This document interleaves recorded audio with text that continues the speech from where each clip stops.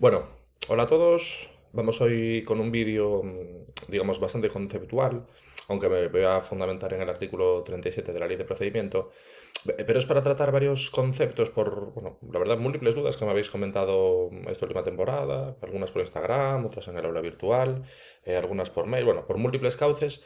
Me han llegado muchas dudas, bueno, sí, variadillas en cuanto al concepto concreto, pero que el trasfondo en última instancia yo entiendo que era el mismo, que era básicamente no saber lo que es una disposición administrativa de carácter general. Vale, entonces aquí yo entiendo que muchas de esas dudas surgen a la hora de estudiar el artículo 37, el de la inderogabilidad singular, este principio de inderogabilidad singular de los reglamentos, que bueno, vemos un poco el significado y luego os hago todo el desarrollo.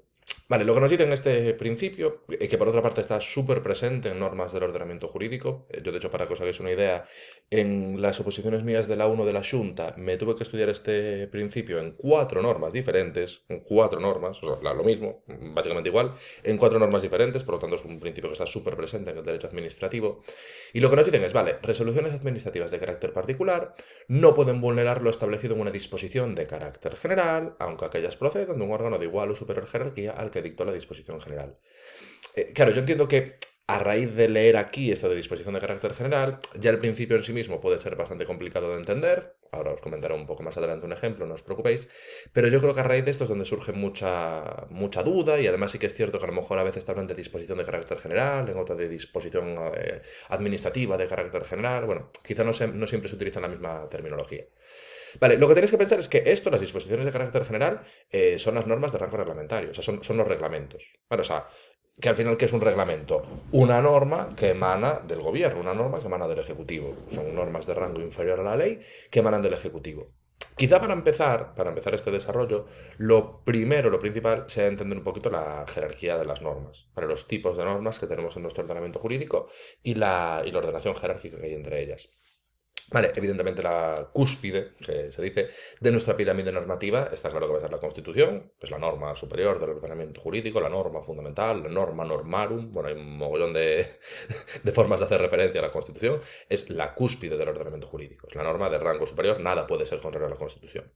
Luego, por debajo de la Constitución, tendríamos todas las normas con rango de ley. Que esto ya es interesante, también son dudas que me han hecho, que me han planteado en bastantes ocasiones. Normas con fuerza de ley, normas con rango de ley. Claro, tú ahí tienes las leyes al uso, ley 39, ley de procedimiento, por ejemplo, una ley al uso. Luego tienes también las leyes orgánicas, ¿vale? Y esto da para debate doctrinal, podría hacer, bueno, de hecho ha habido ese debate doctrinal, me daría para hacer un libro. Algunos autores minoritarios consideran que la ley orgánica tiene un rango superior a la ley ordinaria, el consenso, la mayoría no lo considera así, lo que consideran es que las leyes orgánicas están constituidas para regular materias en concreto. Hay determinadas materias que según la Constitución hay que regular por ley orgánica, pues habrá que regularlos por ley orgánica. O sea, la diferencia entre la ley al uso, la ley estándar, digamos, la ley común, por así decirlo, y la ley orgánica, según la mayoría de los autores, no es un tema de jerarquía, sino que es un tema de materias. Determinadas materias se regularán por ley orgánica, otras se regularán por ley ordinaria. Vale, pero bueno, vamos a quedarnos con el consenso, no vamos a entrar en ese debate doctrinal. Tendríamos las leyes orgánicas, y luego todo lo que son las disposiciones del Ejecutivo con fuerza de ley. Vale, dentro de las disposiciones del Ejecutivo con fuerza de ley están esas figuras que se regulan en los artículos 82 y siguientes de la Constitución, que serían por una parte los decretos legislativos y por otra parte los decretos ley. Vale, acordaros, los decretos legislativos hay primero una delegación del Poder Legislativo al Poder Ejecutivo, o sea, el Poder Legislativo, las Cortes Generales a nivel estatal, habilitan al Ejecutivo para que dicte la norma con rango de ley, se puede hacer la delegación por una ley de base, si lo que quieres es que el Ejecutivo haga un texto articulado, por una ley ordinaria, si lo que quieres es que el Ejecutivo haga un texto refundido. Pero bueno, digamos, la gracia o la característica que tienen los decretos legislativos es que primero el Poder Legislativo delega a través de una norma, a través de una ley, y luego en virtud de esa delegación el Poder Ejecutivo dicta el decreto legislativo. Vale, entonces son disposiciones del Ejecutivo con fuerza de ley, primer tipo, decretos legislativos.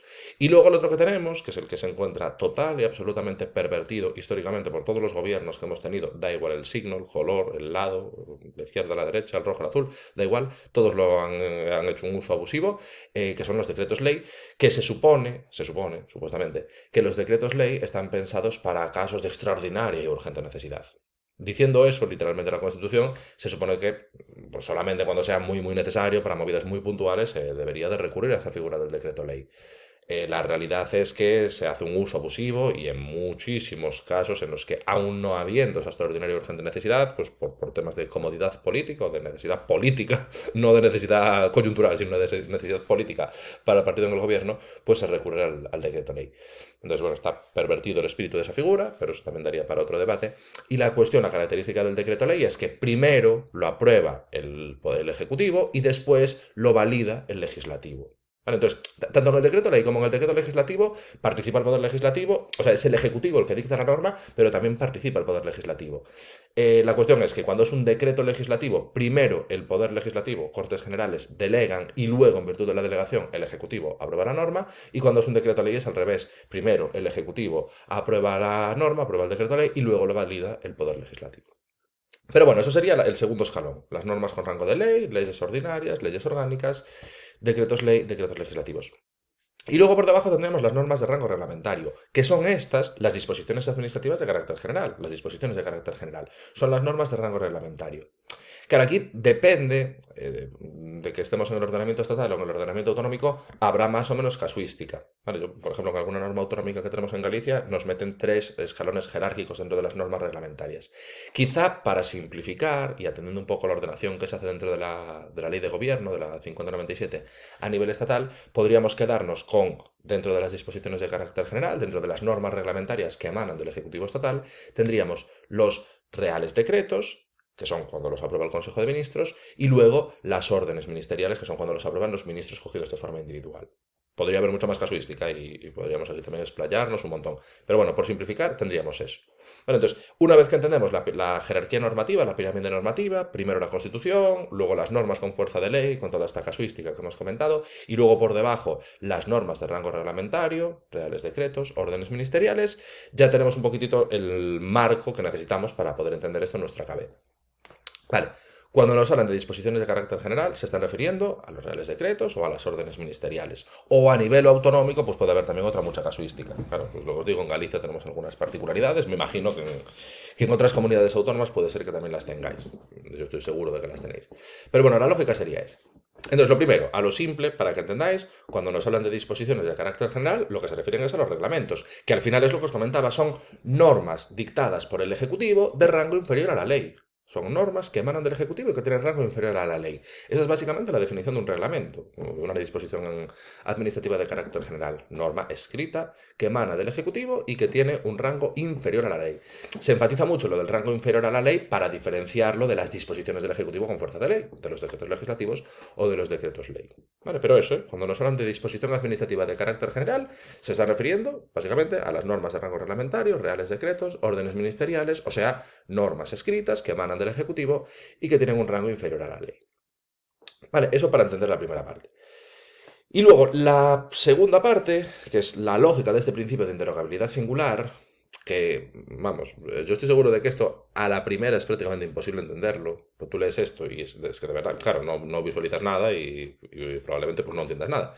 Dicen, resoluciones administrativas de carácter particular no podrán vulnerar lo establecido en una disposición de carácter general, aunque aquellas procedan de un órgano de igual o superior jerarquía al que dictó la disposición general.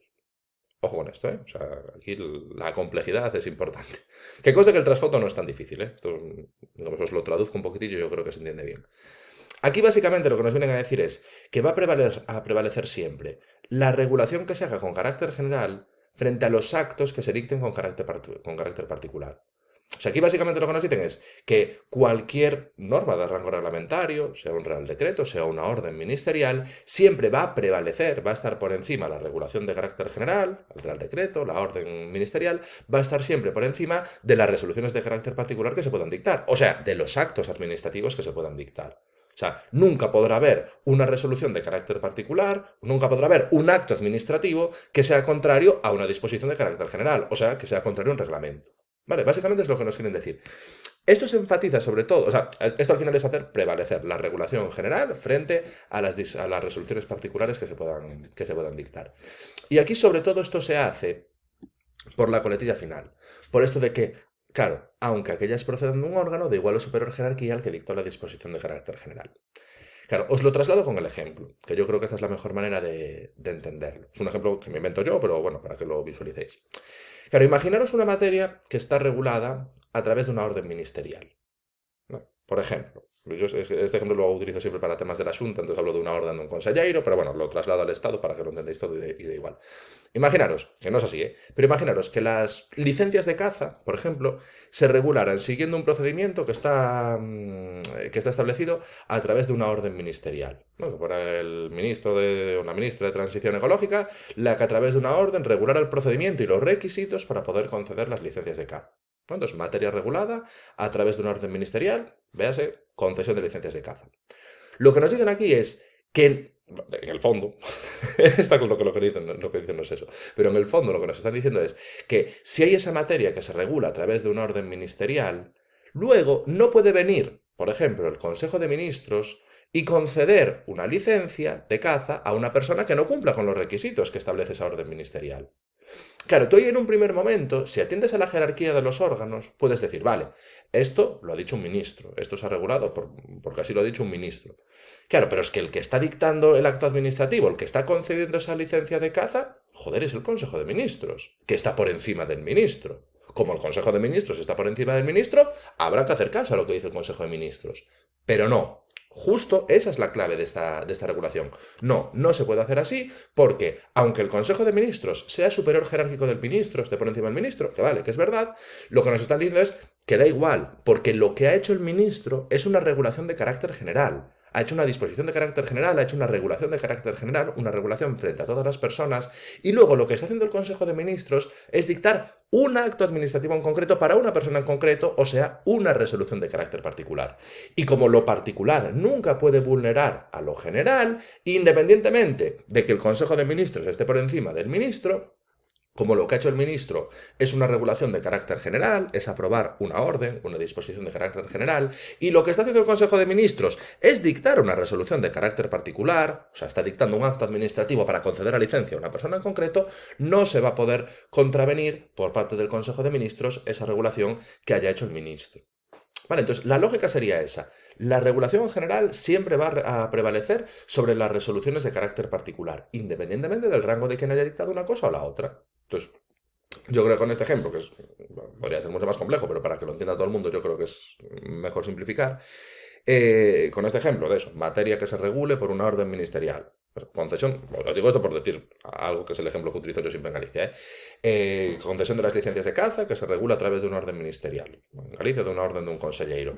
Vale, pues no puede luego venir el Consejo de Ministros y conceder una licencia a alguien que no cumpla con los requisitos regulados en esa orden ministerial. Aunque el Consejo de Ministros esté por encima jerárquicamente del ministro. Da igual, como el ministro dictó una disposición de carácter general y lo que está haciendo el Consejo de Ministros es dictar una resolución de carácter particular, un acto administrativo, ese acto administrativo, esa resolución particular, no podrá vulnerar lo establecido en la disposición de carácter general. Vale, entonces, más o menos yo creo que así, con esta lógica básica, que lo dicho, esto se podría hacer mucho más complejo y hay montones de textos y si queréis profundizar en la materia, seguro que encontréis por internet multitud de textos de autores doctrinales que aborden estos temas y, bueno, y que aborden las normas de rango reglamentario y bueno, hay mucho escrito sobre esto. Pero yo creo que para simplificar y para entender los dos conceptos que por todas estas dudas que me habéis planteado últimamente veo que generaban bastante polémica, primero, cuando nos hablan de las disposiciones de carácter general, se están refiriendo a las normas de rango reglamentario, o sea, disposiciones, bueno, normas escritas de rango inferior a la ley que han sido dictadas por el Ejecutivo, y luego la lógica de este principio de inderogabilidad singular, la que os estoy comentando. Vale, así que nada, espero que os haya clarificado un poquitito esto. Y para cerrar, insisto, os lo dije durante la exposición, os lo reitero ahora. Yo, por ejemplo, en mis oposiciones de la 1, este principio, con estas otras palabras, pero bueno, este principio lo tenían 4 normas diferentes. Vale, algunas eran autonómicas, otras estatales, pero tenían 4 normas diferentes. Por lo tanto, es un principio que está súper presente en el campo del derecho administrativo y de ahí que convenga entenderlo, claro. Además, en concreto hay otras cosas de la ley, que pues un plazo, es una competencia, son movidas que te las memorizas y ya está. Pero esto en concreto sí que es cierto que es bastante complicado de memorizar si no lo entiendes y por lo tanto, pues adecuado entender y poder, digamos, trasladarlo al mundo real, más allá de esta parrafada que tenemos aquí escrita. Vale, así que nada, hasta aquí la explicación, espero que os haya servido y nos vemos en la próxima.